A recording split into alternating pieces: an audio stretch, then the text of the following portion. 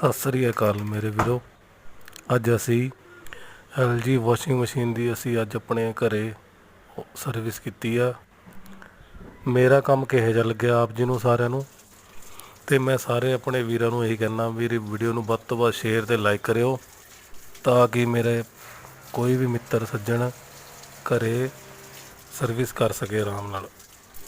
ਅਤੇ ਮੇਰੇ ਭਰਾਓ ਅਤੇ ਵੀਰੋ ਲਾਈਕ ਅਤੇ ਸਬਸਕ੍ਰਾਈਬ ਕਰਿਓ ਮੇਰੀ ਵੀਡੀਓ ਨੂੰ, ਅਤੇ ਆਪ ਜੀ ਦਾ ਬਹੁਤ ਧੰਨਵਾਦੀ ਹੋਵਾਂਗਾ ਮੈਂ।